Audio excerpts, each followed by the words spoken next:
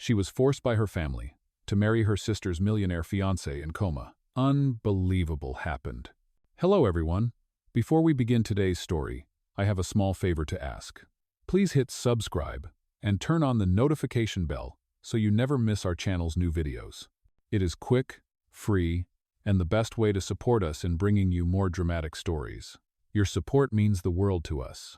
Where are you watching from? Drop your city or country in the comments below. Thank you very much. Now, let us return to our main character.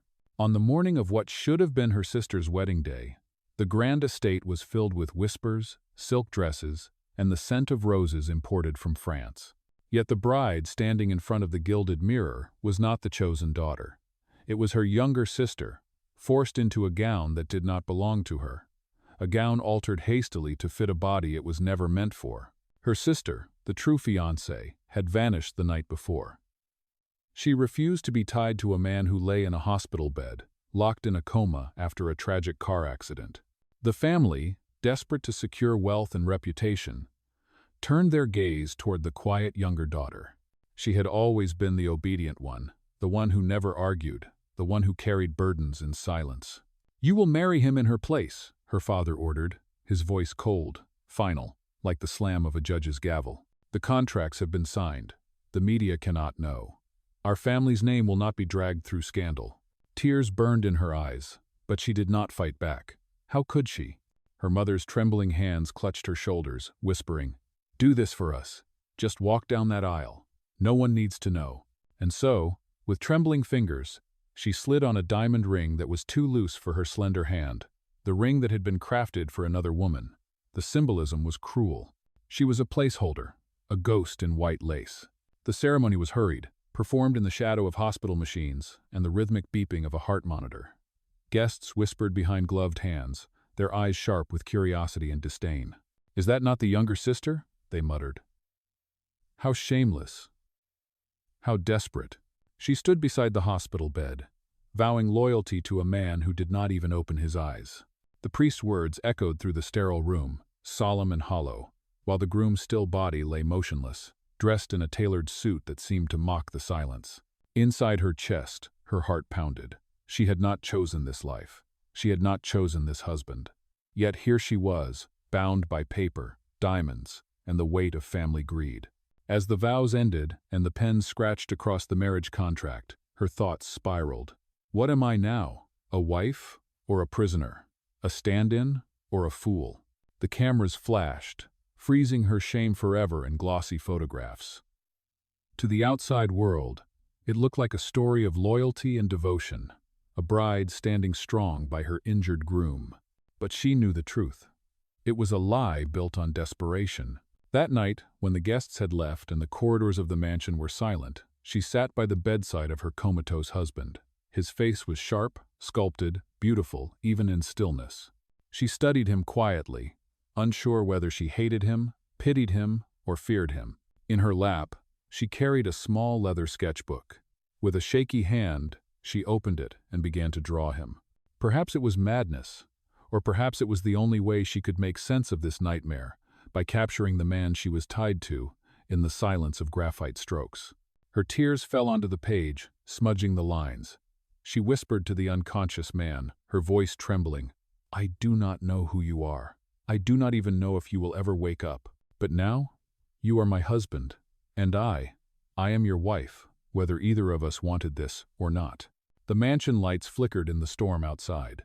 Somewhere deep within, she felt a shift, a sense that this cruel arrangement was only the beginning of something much larger, something that would test her heart, her dignity, and her very soul. Because sometimes, fate begins with lies and ends with truths no one could ever imagine.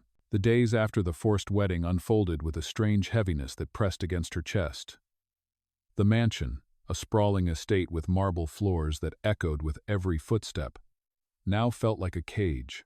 Servants moved carefully in the halls, their eyes avoiding hers. Some pitied her, others judged her, but no one spoke openly. She was the stand-in bride, and her presence carried a silence heavier than words. Every morning, she would step into the hospital wing of the estate where her husband lay motionless. The room smelled faintly of disinfectant and lilies, as if life and death were locked in an uneasy balance. Machines hummed steadily, marking the rhythm of his existence. She would sit by the bedside, straightening the sheets, changing the flowers, and sometimes speaking softly to him, though she knew he could not answer. One afternoon, she brought her sketchbook again. She had begun to draw him daily, capturing the way the light from the tall windows fell across his face. The lines of his jaw, the curve of his brow, even the stillness of his hands. It was as though the act of drawing gave her some fragile sense of connection. Her pencil scratched across the paper while her mind whispered questions she dared not speak aloud. Who are you beneath this silence? Would you despise me if you knew I was not the bride you expected? At night, the whispers of society haunted her. The newspapers praised her as the devoted young wife who had not abandoned her comatose husband. But in the hidden corners of banquets and garden parties, she heard the sneers. She is only after the fortune, they said. The family forced the poor girl into it. She is nothing more than a shadow in white.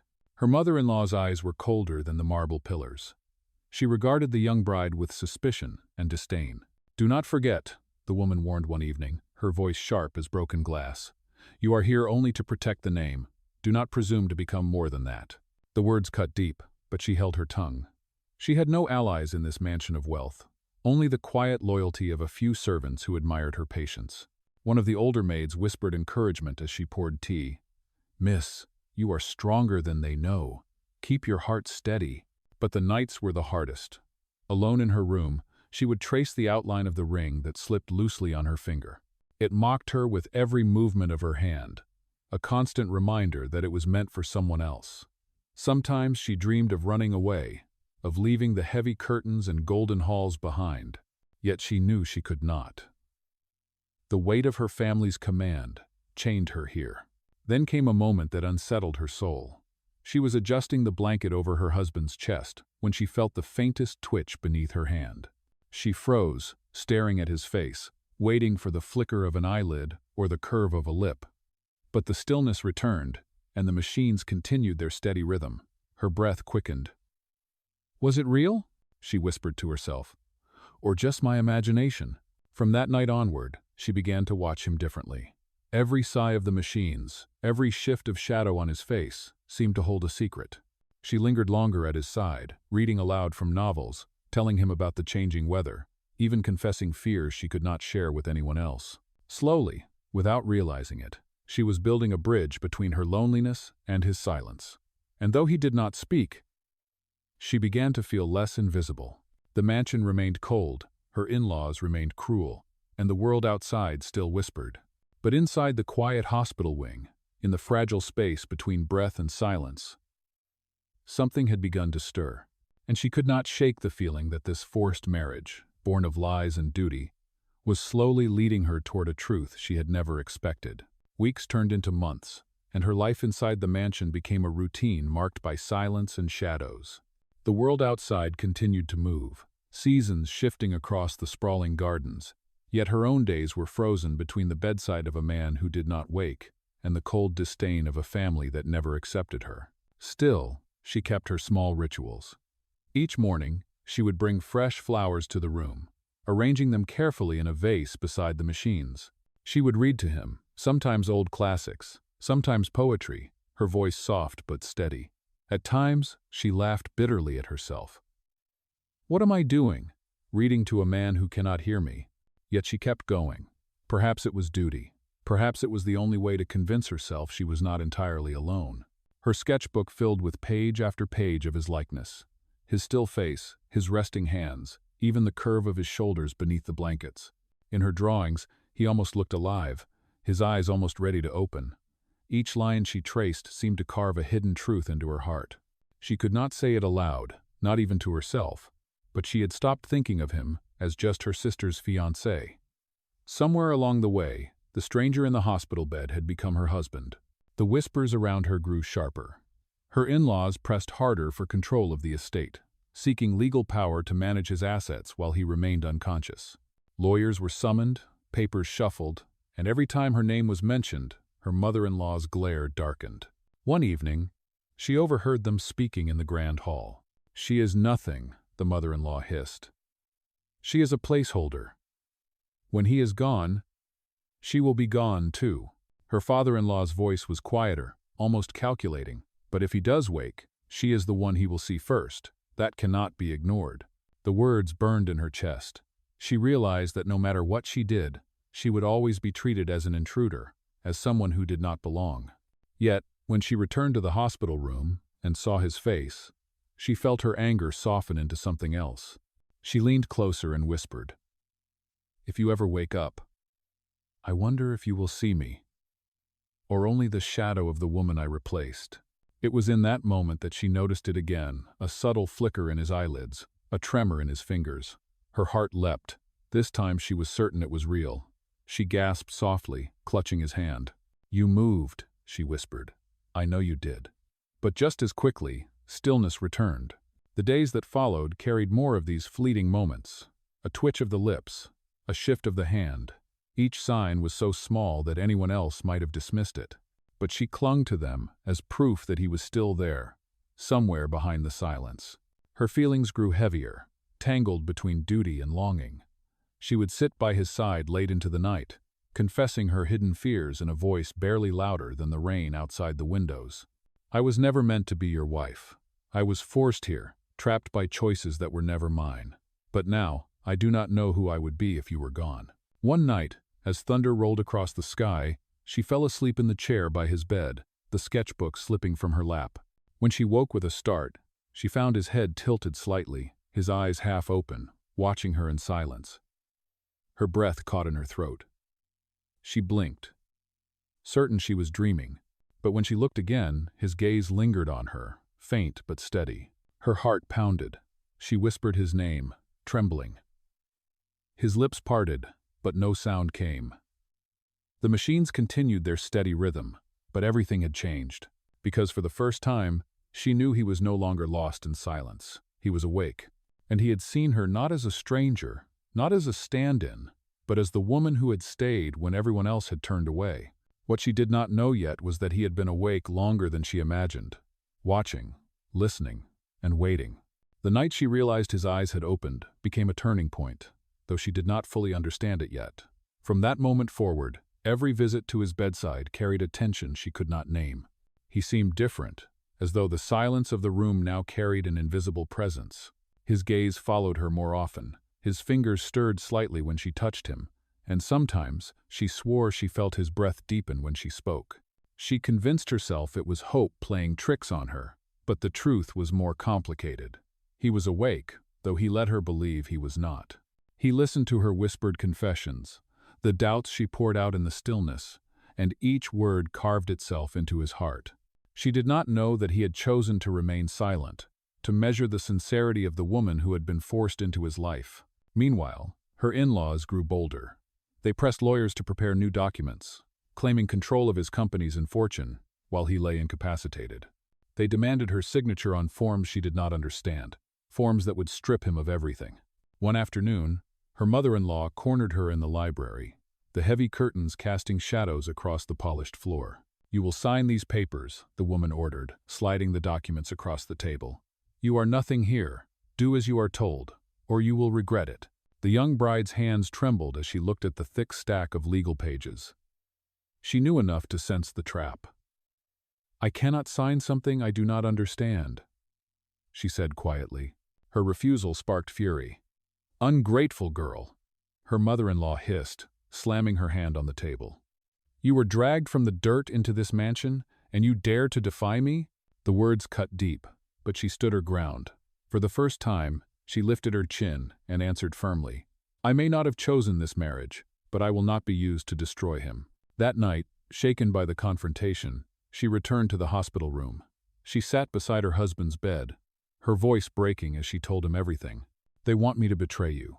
They want me to be the knife that cuts away your life. But I will not. Even if I am nothing in their eyes, I will not do that to you." Unbeknownst to her, his heart swelled at her words. Behind closed eyelids, he made a silent vow. When the time came, he would reveal the truth. In the days that followed, the mansion grew colder. She became more isolated, her only solace found in sketching and in her one-sided conversations with him. Yet every time she touched his hand or brushed the hair from his forehead, She felt a flicker of warmth that kept her going. The storm outside was building. The family's greed was reaching a breaking point.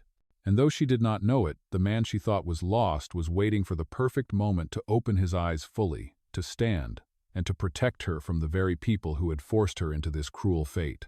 For now, she remained the quiet bride in the shadows. But soon, the truth would ignite, and nothing in the mansion would ever be the same.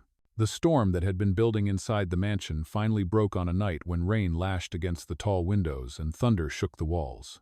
She was sitting at his bedside, her sketchbook resting on her lap, when the faintest sound drew her gaze upward. His fingers moved again, stronger this time, curling slowly against the blanket. Then, with a sudden sharp breath, his eyes opened fully.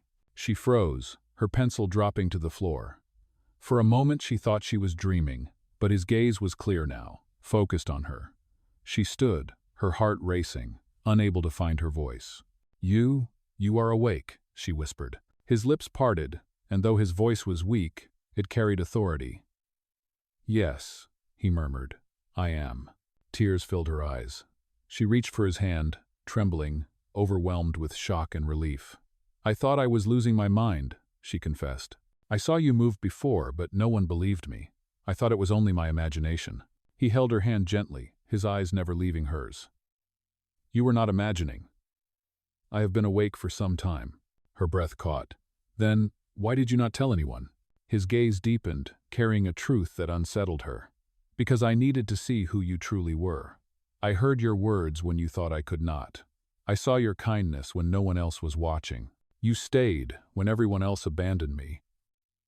That is why I remained silent." Her chest tightened with confusion and anger. "You mean you let me suffer?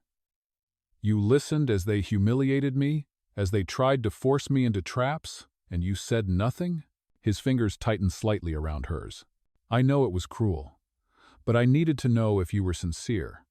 I have been surrounded by lies and greed my entire life. If you had been like the others, I would have known. But you are not." Tears streamed down her face. She pulled her hand back, stepping away. "Do you have any idea what it felt like? To be trapped here? To be treated like a thief in my own home, while you watched in silence?" His expression softened with regret. "I know I owe you an apology, and I will prove to you that my silence was not in vain. I will make it right." Before she could answer, the door opened sharply. His mother entered, flanked by lawyers, her eyes filled with contempt. She did not notice his open eyes at first. She placed a stack of papers on the table and turned to the young bride. "Sign them, now, or you will regret it." The bride lifted her chin, ready to refuse again, but before she could speak, a strong voice filled the room. "I think it is time you stopped giving orders in my house." The mother froze, her face draining of color as she turned toward the bed. Her son was sitting upright, his eyes blazing with authority. The lawyers stepped back in shock. You are awake," she stammered, her voice trembling. "Yes," he said firmly. "And I've seen everything." The bride stood frozen, her heart pounding, as the room shifted in an instant. The power that had been stripped from her was suddenly restored, not by her own hand, but by the man who had finally revealed himself. The storm outside raged on, but within the walls of the mansion, a greater storm was about to begin. For now, the truth had come into the light, and nothing could hide in the shadows any longer. The air in the room was heavy after his declaration. His mother stood frozen, her lips parted in disbelief, while the lawyers shifted uncomfortably, clutching their documents. The silence was shattered by his steady voice, firm despite weeks of lying still. "I am awake," he repeated, his eyes locking on his mother's. "And I will no longer allow my life, or my marriage, to be treated like a business transaction." The young bride's breath caught as she watched the exchange. For the first time since she had been forced into this union, she was no longer alone. The man she had spoken to for months, the man she had cared for when everyone else dismissed him, was now standing beside her with undeniable authority. His mother recovered enough to lash out, her voice trembling with rage. "You do not understand. Everything I did was to protect this family, to protect our name." His jaw tightened. "Protect our name? By humiliating her? By trying to strip away everything I built? That is not protection. that is greed. The bride felt a wave of emotion crash over her. She had endured months of silence, believing she was unseen. Now, the truth was spilling into the open, and with it came both relief and fear. The lawyers attempted to step forward, but he raised his hand sharply. "Leave," he commanded. "I will deal with this myself." Hesitant, they gathered their papers and retreated, leaving only the three of them in the room. When the door shut, his mother's mask cracked. "She is not even supposed to be here," she hissed, pointing at the bride. "She was a replacement, nothing more. She does not deserve this family, nor your fortune." Her face burned with shame, but before she could defend herself, he spoke with cutting finality. "She deserves more than anyone else in this house. She is my wife, and from this moment forward, she will be treated with the respect she has already earned." His mother faltered, her power slipping from her grasp. She turned and stormed out, her footsteps echoing down the marble hall, leaving behind an emptiness filled with tension. The bride's hands shook as she tried to gather her composure. She looked at him, her eyes wide. "Why now? Why reveal yourself like this?" His expression softened as his gaze settled on her. "Because I could not stay silent any longer. I thought I needed to test you, to know your heart before I trusted mine. But the truth is, you showed me more than I ever expected. You stayed when you had every reason to run. You protected me when you had nothing to gain. That is why I revealed myself tonight." Her chest ached with a storm of emotions, anger, relief, confusion, and something else she was afraid to name. She shook her head, her voice trembling. "You let me suffer, day after day, while you listened and watched. Do you not understand how cruel that was?" His eyes filled with regret. "I do, and I will spend as long as it takes to earn back what I broke. But please believe me when I say that every word you spoke to me, every moment you cared for me when you thought I could not see, it saved me." Tears welled in her eyes, but she turned away, unwilling to let him see how deeply his words struck her. The storm outside hammered against the windows, as if echoing the turmoil inside her heart. For the first time, the balance of power in the mansion had shifted. She was no longer invisible, no longer voiceless. But with the truth now revealed, she faced an even greater question. Could she ever forgive the man who had let her carry such a burden, even if he was the only one who had finally chosen to stand by her side? The night carried no answer, only the promise that the days ahead would demand a decision that would change everything. The next morning, sunlight cut through the storm clouds, spilling across the mansion's polished floors. Yet inside, the air remained thick with conflict. Servants whispered in the halls, their voices carrying fragments of shock. The news had already spread. He was awake. The heir, the master of the estate, the man thought lost to silence, had returned. But with his return came confrontation. His mother did not retreat quietly. She gathered relatives and advisors, filling the great hall with the weight of accusation. When the young bride entered the room, every pair of eyes turned on her, sharp with suspicion and contempt. She felt their judgment press against her skin like thorns. One of the uncles spoke with a sneer. This marriage was never legitimate. She was a replacement, forced into vows that were not hers to take. How can she claim a place here? Her throat tightened, but before she could speak, he stepped forward. His presence silenced the room. The strength in his voice left no room for doubt. "She does not need to claim her place," he said firmly. "I am the one who gives it to her. She is my wife. And what she endured while I lay helpless will not be dismissed." His words struck like lightning. Some lowered their gazes in shame. Others fumed with indignation. His mother's face hardened. "You are blinded by pity," she spat. "She trapped you in weakness, and now she will drag this family down." The bride's heart pounded. She wanted to defend herself, but fear held her tongue. Then, unexpectedly, he reached for her hand in front of them all. The warmth of his grasp steadied her trembling fingers. "I am not blinded," he declared. "For months I listened while she thought I could not hear. I watched while she thought I was lost.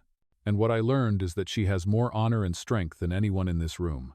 She is the only reason I stand here now." Gasps rippled through the hall. The bride felt her chest tighten with emotion. This man who had once been silent was now using his voice to shield her. The very walls that once echoed with whispers of her shame now carried the weight of his defense. But with every word he spoke, she also felt the weight of the choice pressing closer. For while he had revealed himself to the world, the wound of his silence still lingered within her. The hall erupted into chaos, arguments, accusations, demands.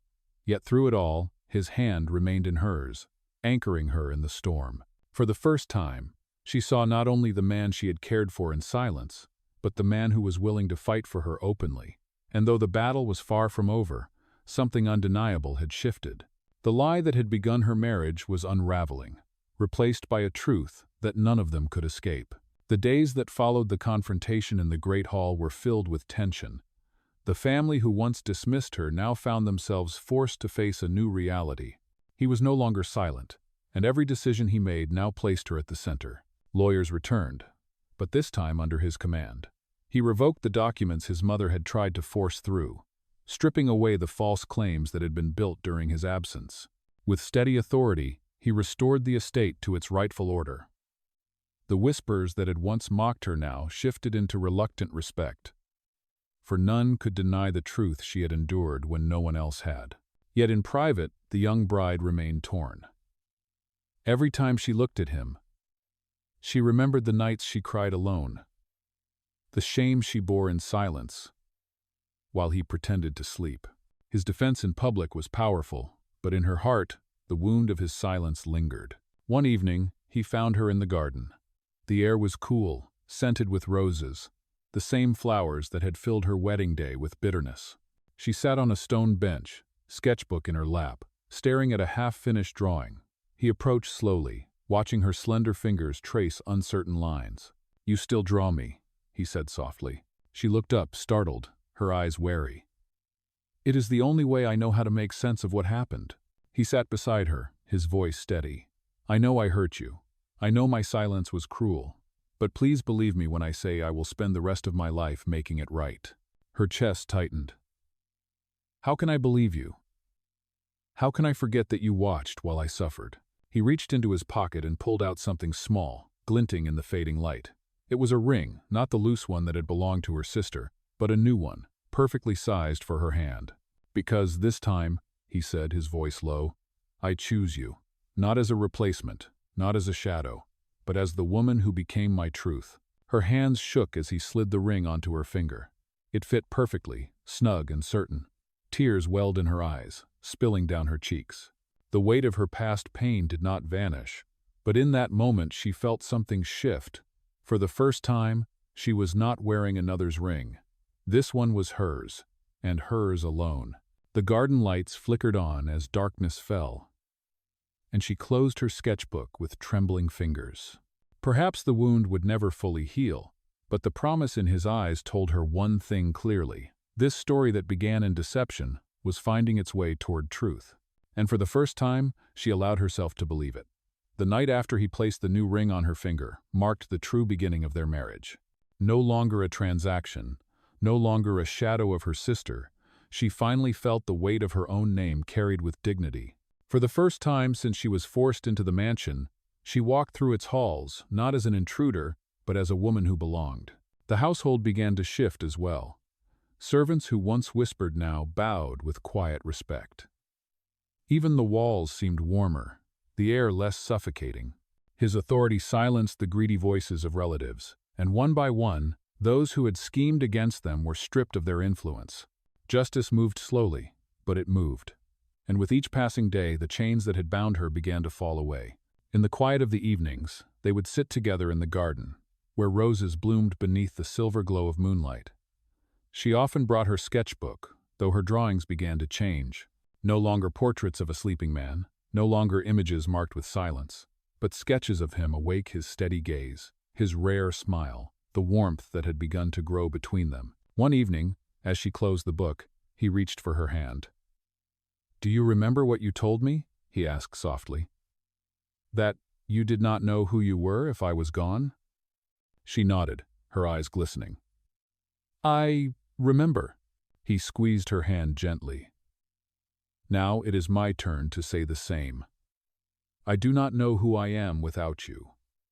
Our marriage may have begun as a lie, but the love I feel for you is the only truth I need." Her tears fell freely, but this time they were not born of pain.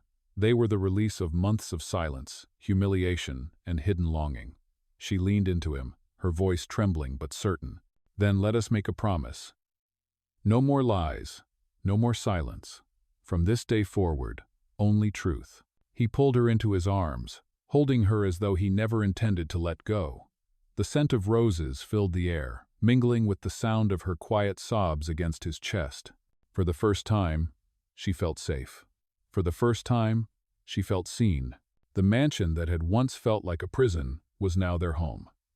And as dawn broke the next morning, light streamed across their joined hands, the new ring gleaming brightly. Their story had begun with deception, but it ended with justice, commitment, and a love that no power could take away. Because sometimes, what begins as false can transform into the truest bond of all.